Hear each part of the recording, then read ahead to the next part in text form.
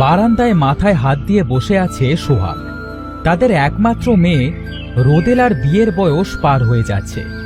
টাকার জন্য সে মেয়েটাকে বিয়ে দিতে পারছে না। ওগো, এভাবে মাথায় হাত দিয়ে বসে কি চিন্তা করছো? কি আর চিন্তা করব বলো, মেয়েটার তো কম বয়স হলো না। টাকার অভাবে তো মেয়েটাকে বিয়েও দিতে পারছি না। সত্যি, মেয়েটার বিয়ের বয়স তো পার হয়ে যাচ্ছে। মেয়েটার বয়সী যারা আছে তাদের সবার বিয়ে হয়ে গেছে। চিন্তায় চিন্তায় তো আমারও ঘুম আসছে না।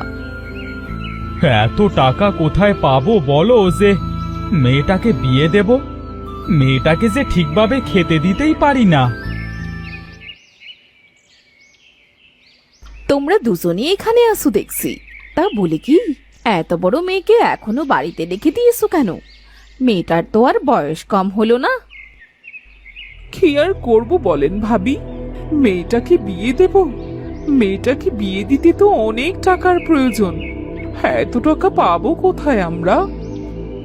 তাহলে এক কাজ করো, তোমরা মেয়েকে ঘরের খুঁটি বানিয়ে রেখে দাও। আচ্ছা, আমি আসি গো ভাবি, আমার আবার অনেক কাজ আছে। দেখেছো সবাই কেমন করে বলে? না জানি আরো কত কথা শুনতে হবে আমাদের। সে করেই হোক, তুমি মেয়েটার একটা বিয়ের ব্যবস্থা করো। দেখি কি করা যায়, যে কোনো একটা ব্যবস্থা তো করতে হবেই। ওগো, বলছি কি, বাড়িতে না জ্বালানি নেই। চলো না, আমার সাথে একটু জঙ্গলে চলো। তাড়াতাড়ি চলো, আমার আবার অন্য কাজ আছে। কাজ না করলে তো আর খাওয়া হবে না।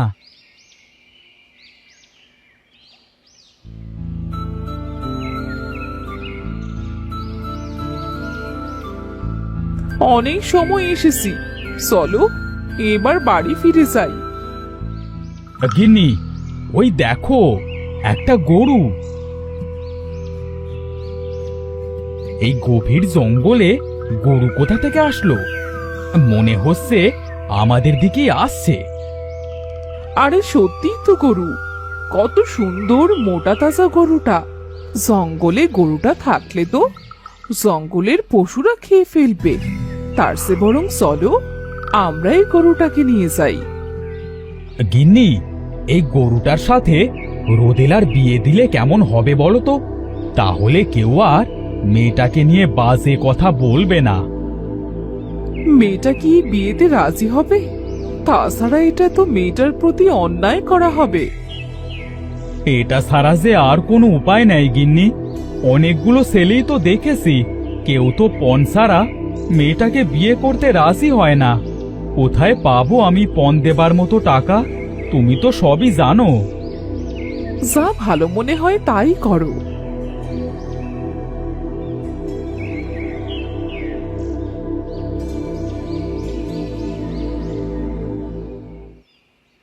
রেশমি আর সোহাগ গরুটাকে নিয়ে বাড়িতে চলে আসে। বাড়িতে এসে রোদেলাকে ডাকতে থাকে। রোদেলা, মা রোদেলা, কোথায় রে তুই? কিছু কি হয়েছে বাবা?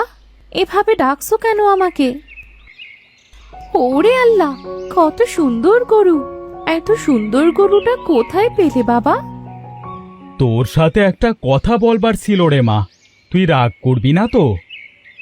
কি কথা বলবে বাবা, বলো আমাকে। তোমাদের কোনো কথায় কি আমি কখনো রাগ করেছি?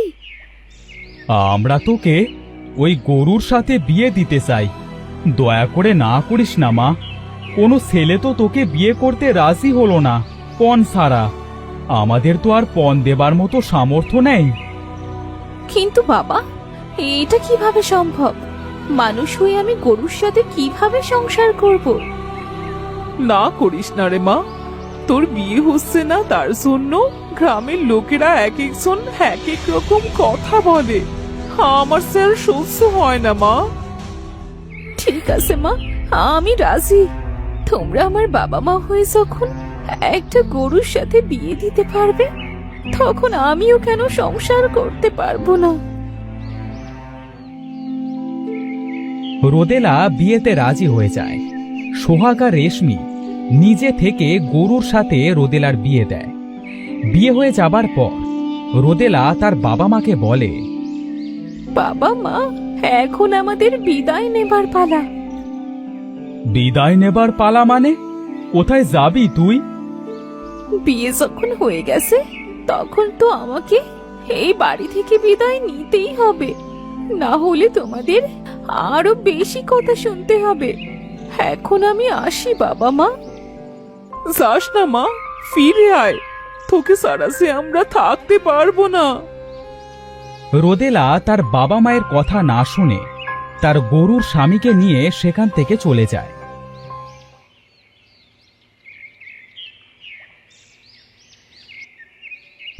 সে একটা গাছতলায় বসে কাঁদতে থাকে। তুমি তো আমার স্বামী, বলো না, বলো না কোথায় যাবো এখন আমরা?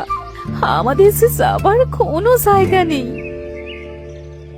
তুমি যে জঙ্গল থেকে এসেছিলে সেখানেই চলো, আমরা সেই জঙ্গলেই যাই।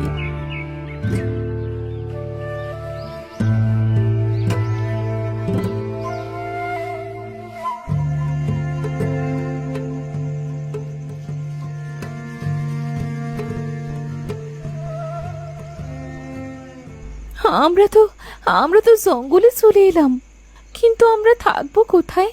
এক কাজ করি, খড়কুটো দিয়ে ছোট একটা ঘর তৈরি করি। কোন রকম থাকবার জন্য রোদেলা একটা জায়গা ঠিক করে।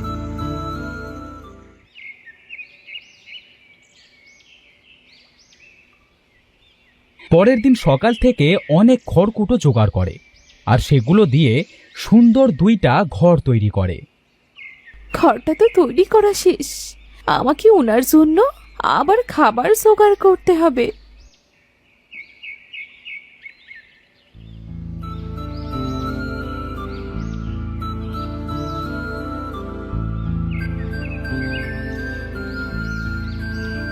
রোদেলা অনেক কষ্ট করে নিজের জন্য কিছু ফল আর গরুটার জন্য কিছু ঘাস জোগাড় করে। আজ এগুলো দিয়ে দিন চলে যাবে, এখন বাড়ি যাই।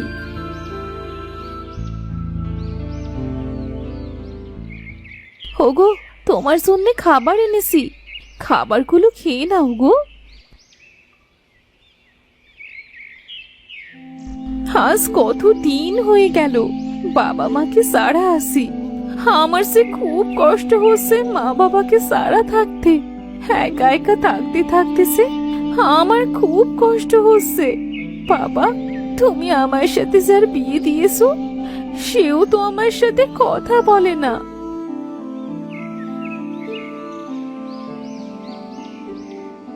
তুমি তো আমার স্বামী, আমি তো তোমার সাথে সংসার করছি, কিছু বলো না আমার সাথে।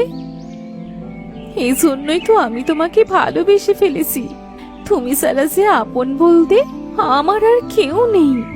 আচ্ছা দাঁড়াও, আমি তোমাকে খাবার দিচ্ছি, তোমাকে খাবার দিয়ে আমাকে আবার খাবার জোগাড় করতে হবে।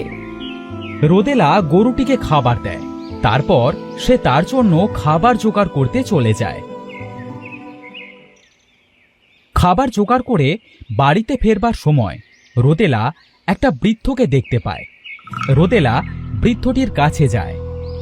চাচা, আপনি এই জঙ্গলে কি করছেন একা একা? হাঁটতে হাঁটতে কষ্ট হয়ে গেছে, তাই এখানে বসে জিরিয়ে নিচ্ছি মা। কিন্তু তুমি এই গভীর জঙ্গলে কি করছো? আমি এই জঙ্গলেই থাকি, সামনেই আমার বাড়ি। এই জঙ্গলে থাকতে তোমার ভয় করে না মা? কি করব বলুন চাচা, আমার সে কোথাও থাকার জায়গা নেই। তুমি কি এই জঙ্গলে একা থাকো মা?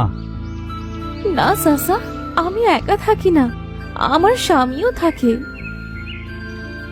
কোথায় তোমার স্বামী? তাকে তো দেখছি না। সে বাড়িতে বাধা আছে। বাড়িতে বাধা রয়েছে? তার মানে কি? ঠিক বুঝতে পারলাম না।